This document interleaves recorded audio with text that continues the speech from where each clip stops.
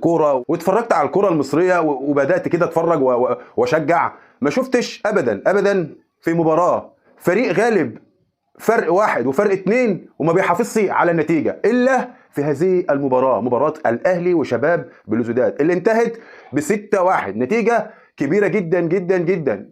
في تاريخ البلدين مصر والجزائر مفيش نادي قدر يكسب نادي بهذا الفارق الكبير، 6-1.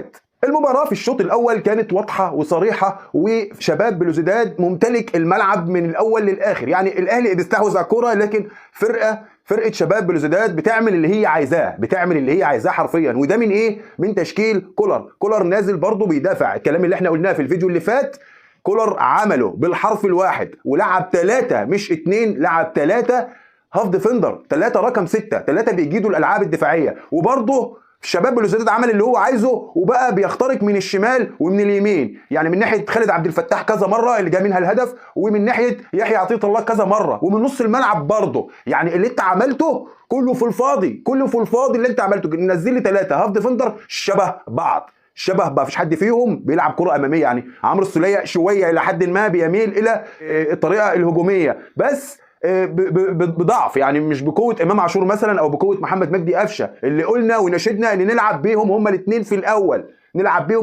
الاول، واتفقنا ان احنا عايزين نصلح جماهيرنا، اتفقنا على كده. الشوط الاول نزل كولر حرفيا نازل بتشكيل خاطئ 100%، يعني في 3-4 لاعيبه مش في احسن حالتهم، مفروض ما يبداوش.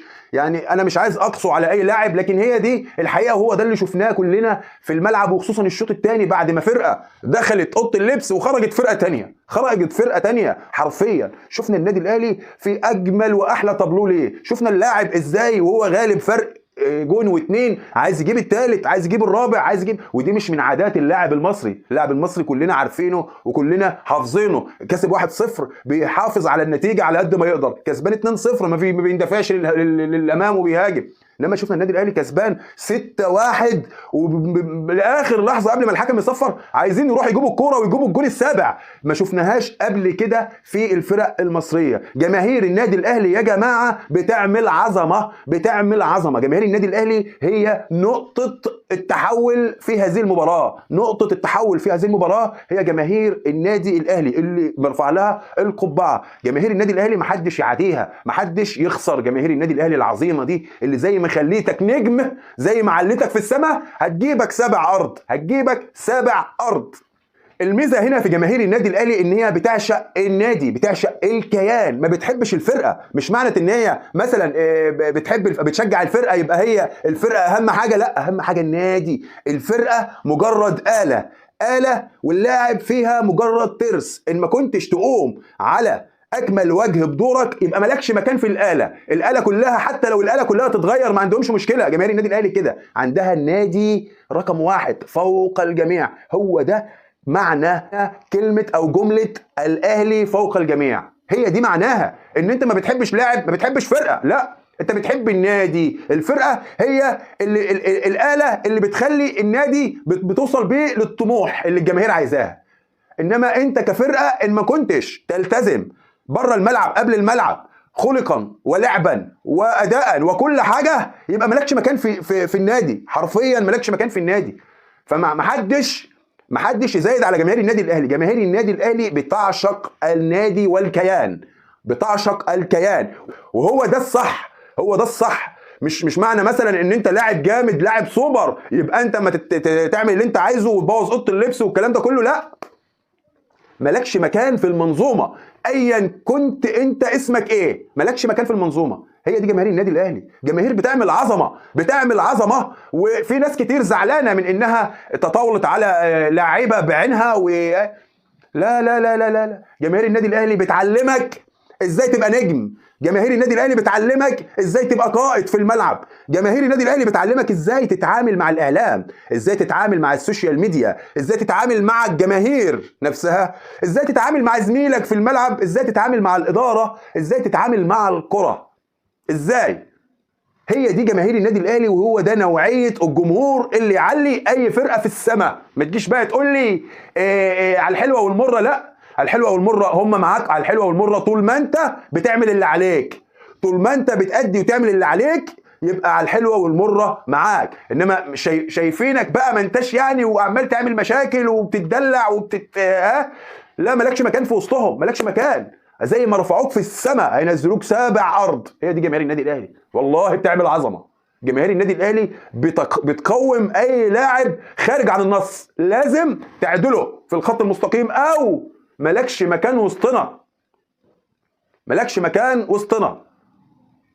فمحدش يقسو على جماهير النادي الاهلي اللي كانت في الملعب، لا، اللعيبه دي تستاهل اللي اتعمل فيها، لان الجماهير دمها محروق. كلنا شفنا ليله سودة يوم باتشوكا، شفنا الليله حرفيا ليله سودة بعد ما كنا خلاص متاكدين من المكسب بنسبه كبيره جدا.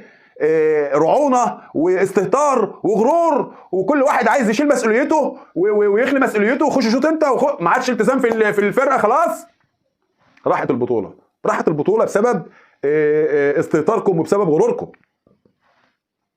وبسبب اللقطه اللي انتوا عايزين تاخدوها.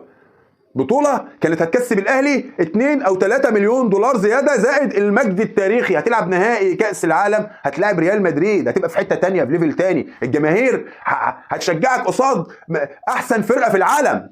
انت متخيل كنت هتروح فين؟ متخيل؟ في ثانيه ضيعت كل حاجه. فمن حق الجماهير تعمل كده وتعمل اكتر من كده. محدش يتطاول على جماهير النادي الاهلي، لان انت مش هتسلك لها، سواء كنت اعلامي، سواء كنت لاعب قديم، سواء كنت لاعب جديد، مش هتسلك لجماهير النادي الاهلي، لان جماهير النادي الاهلي بتعمل عظمه، بتعشق الكيان، ما بتعشقش فرقه ولا لعيب، بتعشق الكيان. انت ترس وسط آلة بتخدم النادي، ما عملتش دورك اتفضل بالسلامه، مش عايزينك في وسط الآلة دي. واي ترس هيخرج عن النص مكانه مش وسطنا، مش معانا. سيب مكانك لغيرك، لترس تاني يجي يقوم بالآلة ويقوم بالفرقة. وفي النهاية عايزين أحسن صورة للنادي الأهلي. هي دي جماهير النادي الأهلي، عايزين أحسن صورة يتحط فيها النادي الأهلي. عشان كده الأهلي فوق الجميع. مليون مبروك للنادي الاهلي على ال3 نقط اللي باداء ونتيجه، مش اداء بس ولا نتيجه بس، اداء ونتيجه. هننسى الشوط الاول خالص، وهننسى اللي حصل في الشوط الاول، وهنعتبر لعبنا مباراه من 45 دقيقه تفوق فيها النادي الاهلي على شباب بلوزداد 5-0 مع الرأفه.